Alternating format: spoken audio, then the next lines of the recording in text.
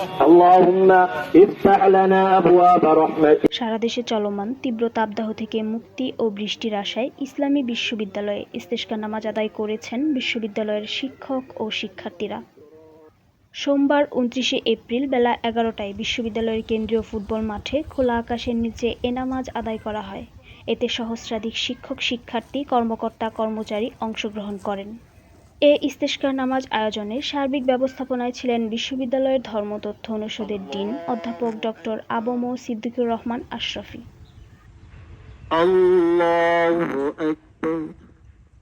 এ সময় নামাজ আদায় করেন বিশ্ববিদ্যালয়ের আল কোরআন অ্যান্ড ইসলামিক স্টাডিজ বিভাগের সভাপতি অধ্যাপক ডক্টর নাসির উদ্দিন মিঝি, আল হাদিস অ্যান্ড ইসলামিক স্টাডিজ বিভাগের সভাপতি অধ্যাপক ডক্টর আক্তার হোসেন ও বায়োটেকনোলজি অ্যান্ড জেনেটিক ইঞ্জিনিয়ারিং বিভাগের অধ্যাপক ডক্টর রেজওয়ানুল হক উপস্থিত ছিলেন।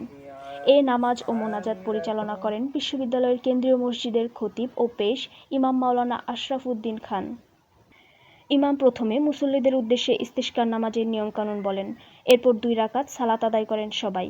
সালাত আদায়ের পর প্রাকৃতিক দুর্যোগ থেকে দেশ ও জাতির নাজাতের জন্য এবং প্রচণ্ড তাপদাহ থেকে মুক্তি পেতে বৃষ্টির আশায় ২ হাত উল্টো করে মুক্ত আসমানের দিকে ২ হাত তুলে প্রার্থনা করেন শান্তিকামী শিক্ষার্থীরা।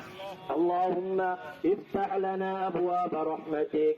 اللهم افتح لنا أبواب رحمتك. اللهم افتح لنا أبواب رحمتك يا ذا الجلال والإكرام. আয় আল্লাহ, আমরা গুনাহগার বান্দা। আয় আল্লাহ, গুনাহের বোঝা মাথায় নিয়ে আল্লাহ এই উন্মুক্ত ময়দানে ইবি প্রতিনিধি তথ্য ও চিত্রে তাইবা এডুকেশন টাইমস। আল্লাহ 2 রাকাত সালাতুল ইস্তিসকা আদায় করলাম।